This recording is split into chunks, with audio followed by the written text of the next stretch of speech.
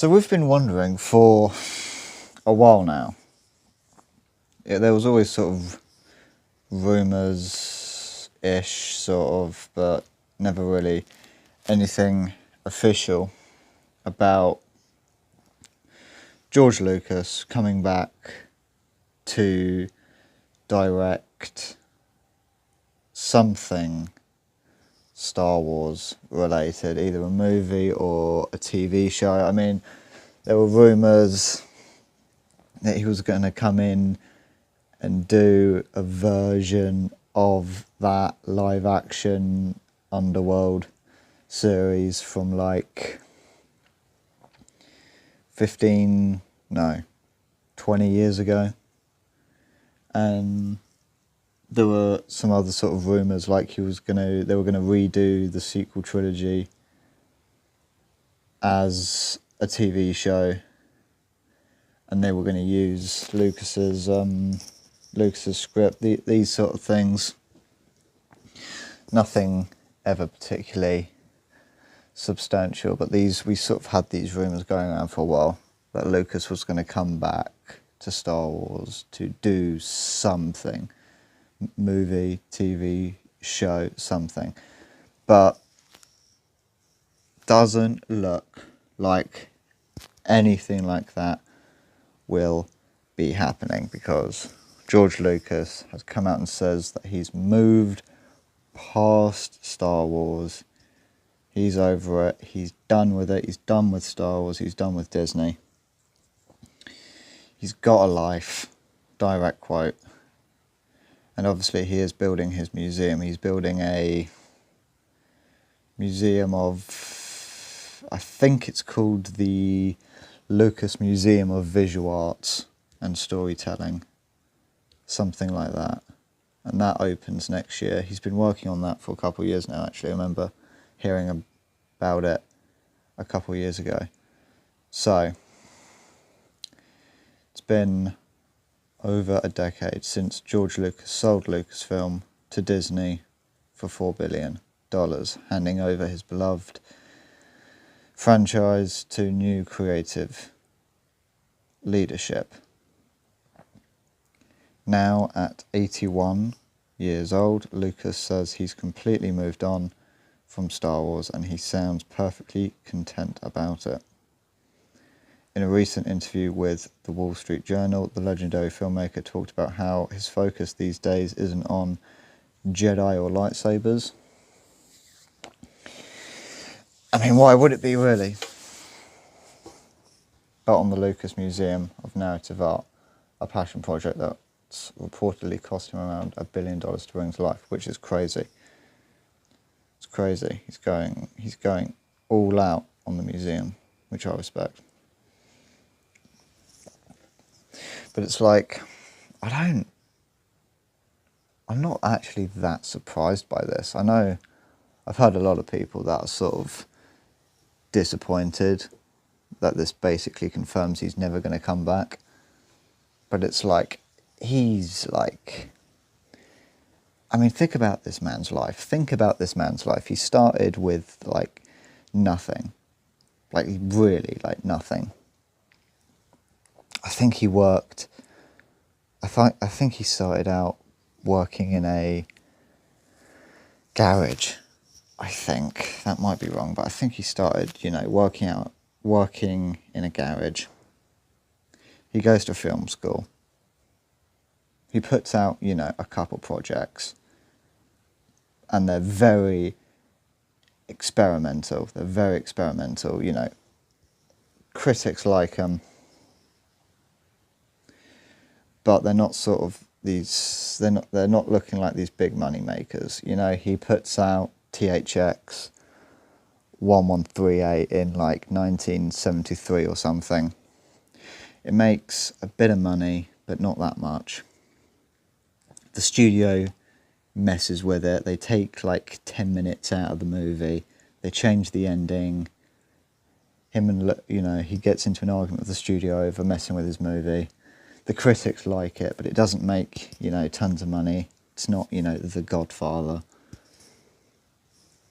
And then a couple years later, he comes out with American Graffiti, which makes like $100 million. Biggest movie of the year. I think it ended up being like something like the 4th or 5th highest grossing movie of all time at the time. Don't quote me on that, but it was something like that. Huge hit, makes him a millionaire. He then has this idea for Star Wars. It's like he writes the script and it ends up being like he writes this script for this thing which he calls Star Wars, and he's like, this is like an insanely long movie. This is like 6 hours. I've got like a 6-hour script here. No studio is going to want to put out a 6-hour movie like this. Let's make this a trilogy. Let's turn this into 3 separate films. Beginning, middle, and end. 3 separate films. He takes all the money he made from American Graffiti, which was like $4 or $5 million, I'm pretty sure. Puts every fucking penny into Star Wars, into this one thing. He puts all of his money into Star Wars, into Lucasfilm and ILM and Skywalker Sound. Puts all of his money into these projects, into these companies to make this movie happen, and then it's the biggest movie of all time. And then he just goes from there. That's essentially the life that this man's had. So, and now it's like he sold it. He sold the company for $4 billion. Now he's a multi-billionaire. He's 81 years old. The guy just wants to build a museum. Let him just build his museum, you know. This story really doesn't surprise me. I'm completely siding with George Lucas on this one. I know some people are going to be like, because no one can give this man a break. Despite the fact that he's like vastly more successful. He's like 1 billion times more successful than any of the people that chat shit about him on the internet. But anyway, that's just how it is. Yeah, I'm completely with George Lucas on this one. I think this is more than fair enough. So the museum, set to open in Los Angeles next year, is designed to celebrate storytelling through art rather than filmmaking specifically. While the name Lucas might make people expect a Star Wars showcase, the director made it clear that's not what he wants. It's one gallery out of 33, and I did it begrudgingly. Again, fair enough. I didn't want people to come to the museum and say, where's the Star Wars? That's the thing. That's the thing. That his whole life is just tied to Star Wars. Must get on his nerves. I imagine it does. Being, getting to 81 years old, and the only thing people want to talk to you about is a movie he made 45 years ago.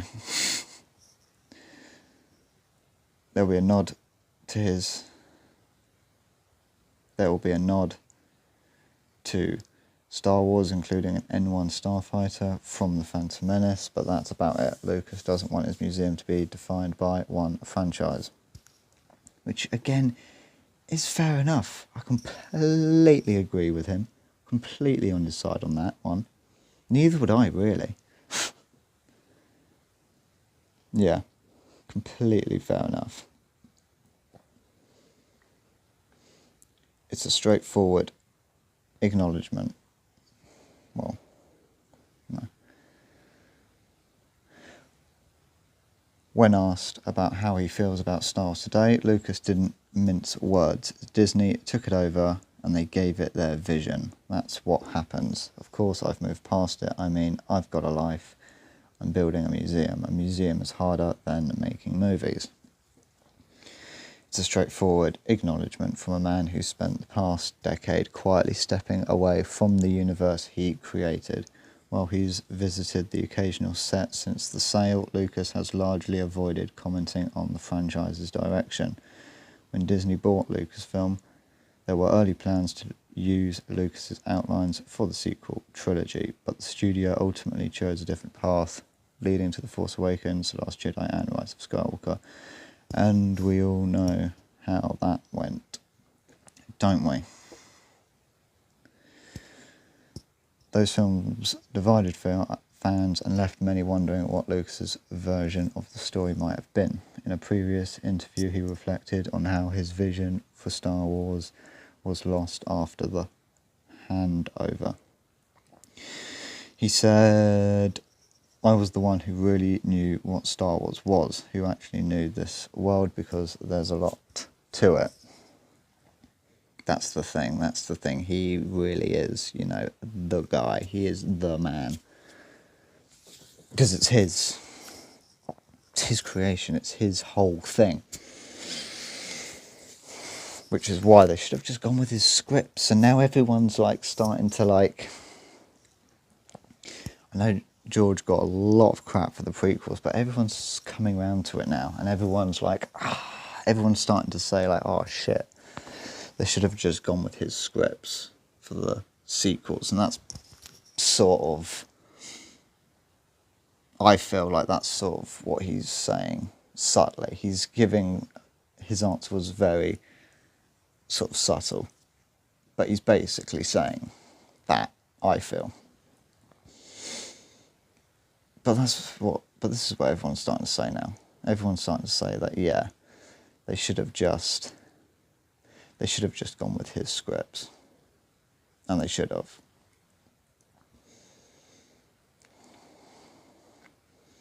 But I do like the quote where he's just yeah, I'm over it, I've got a life.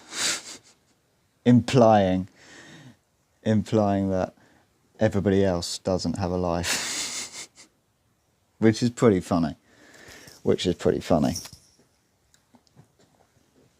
Yeah, I mean, you gotta go with George on this one. You really do. I mean, are you really going to expect an 81-year-old man who's a multi-billionaire to come back and do another trilogy when he finished it 20 years ago? He finished the story, the saga with Revenge of the Sith 20 years ago, and then he sold it and made billions of dollars. Now he just sits there on his throne of money, building a giant museum. I think you got to go with George on this one. I think that's more than fair enough.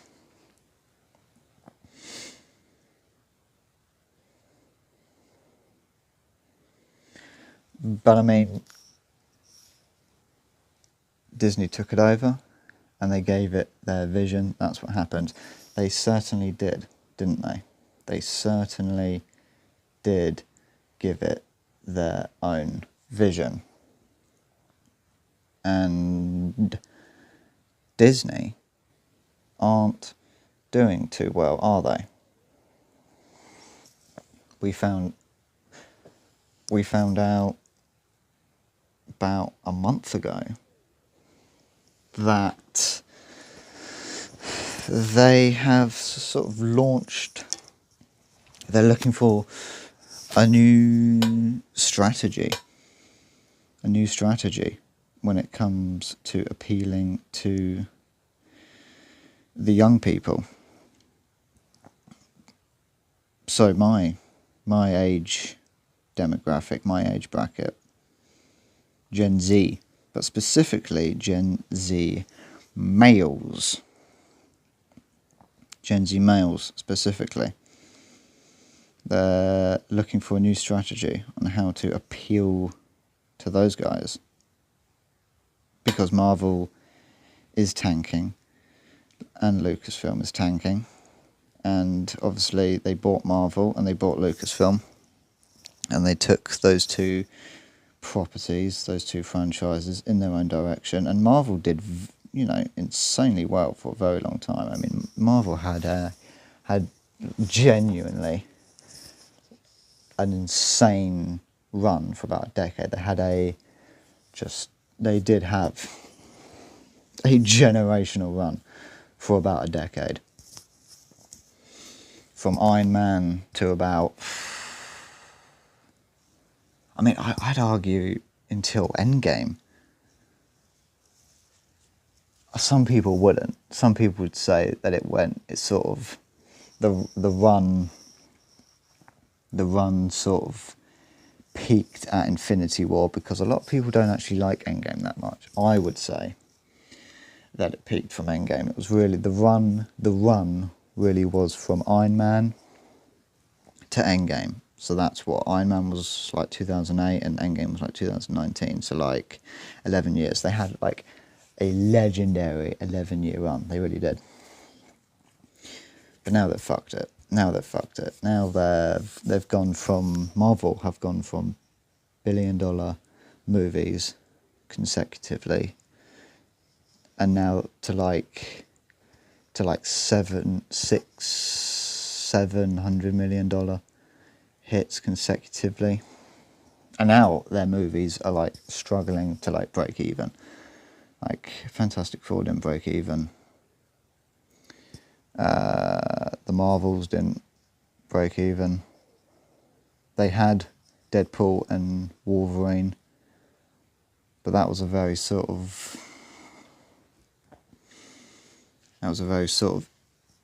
independent sort of win, you know. They're not going to be able to do Deadpool and Wolverine every single time, is what I'm trying to say. And then obviously what they've done with Star Wars, you know. The initial sort of their kickoff of Star Wars was pretty decent. The comeback for Star Wars under Disney was decent. Force Awakens and Rogue One, decent movies, decent projects. You know, that was a good. They initiated like a good comeback there, and then they fucked it with The Last Jedi. But like really bad. Such a bad fuck up with The Last Jedi. And then Solo is actually pretty good. But the problem with Solo is that nobody went to see it. Nobody went to see Solo. Which then Disney were like, okay, people don't want to see the spin-off mode. People don't want to see any more spin-offs, because Solo took like 500 million, and obviously they spend like 300 million to make and market a Star Wars film, and it took 5, so they made like no money. And then they were like, okay, so that means nobody wants to see the spin-off movies. And I think that's where they messed up, because there were a lot they could have done with the spin-off movies. Like initially we were meant to get a Boba Fett spin-off movie, which I think would have been pretty good. We were meant to get an Obi-Wan trilogy, which I think would have been pretty good. I think we were meant to get like a Bounty Hunters movie at some point, like a Suicide Squad, Guardians of the Galaxy-esque Bounty Hunter type movie. I think that would have been pretty cool to see. But all that just went right out the fucking window, because Solo just, in their eyes, Solo just fucking tanked. Which it only did because they didn't really market it, to be fair. They didn't really market that movie, which is why. But I think if they kept up with the spin-off movies, I think they'd be in a better spot than they are now. If we had actually gotten the Boba Fett movie, if we had gotten the Obi-Wan trilogy, I think they'd be in a better spot than they are now. And obviously, they're losing Gen Z men. They're losing us because they're losing us as audiences because they don't understand Star Wars. They don't understand what George Lucas was expressing and what he was creating and what he was putting onto the screen. They don't actually understand the spirit of what George Lucas did. They just see the numbers, and they see the merchandise sales, and they see the ticket sales, and they see, you know, units sold for video games. But that's all they see. They don't actually understand what George Lucas did. They don't understand the stories. They don't understand the spirit of what Star Wars is and what it means. And that's why they've lost us. Because that's what, you know, men want. That's what young guys want, you know. That's what young guys want. They want to go to a movie and they want to see, you know, bravery and heroism and, you know, conquest and battles, space battles, and good versus evil, and blowing up the Death Star. And obviously there's more to it. There's also the hero's journey. That's the spirit of Star Wars. It's the hero's journey. It's the kid who's sort of a bit of a nobody,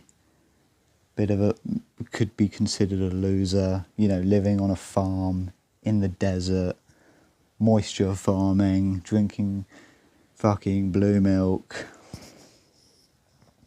You know, he looks out into the twin suns. He looks out onto the twin suns sunset, and he goes, I want to go out there, I want to go explore and see what's out there. But he's stuck. He can't do that. He's stuck. And then R2 comes along.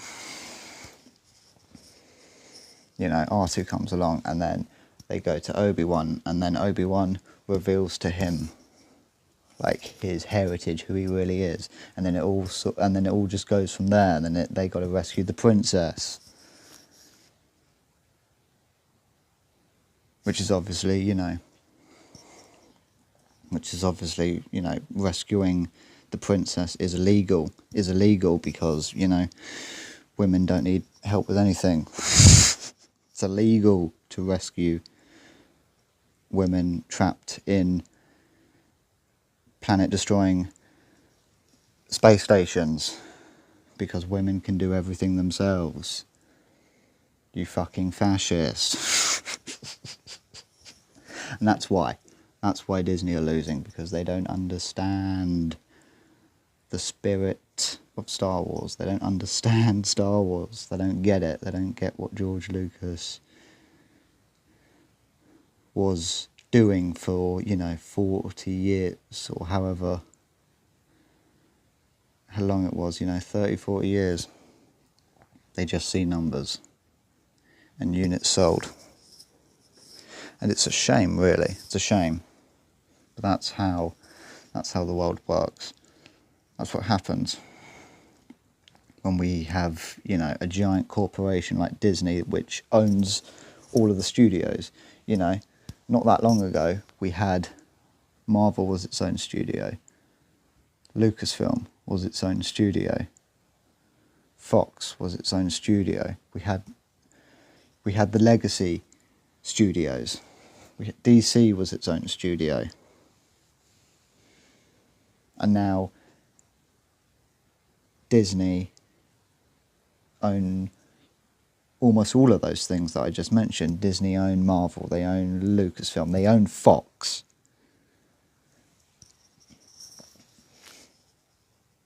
They've gone around and they've bought up everything. Now everything's controlled. All of these, we had dozens and dozens of studios that were independent and on their own and could create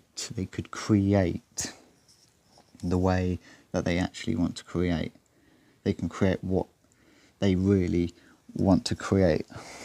And if all the fans go, we want to see this, the studio could go, okay, there's demand, let's do this. There's demand for this, let's do this. And now all of those studios which were once their own entities and could make their own decisions and could sort of actually make creative decisions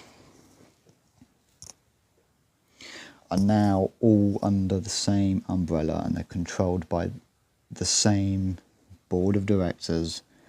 You know, it's like Marvel and Star Wars, and then 20th Century Fox and all of the, franchises that fall under 20th Century Fox, all of them are controlled by the same board of directors.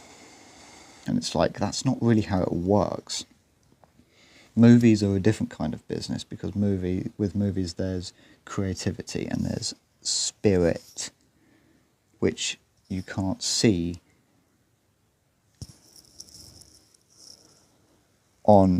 which can't be shown to you in a fucking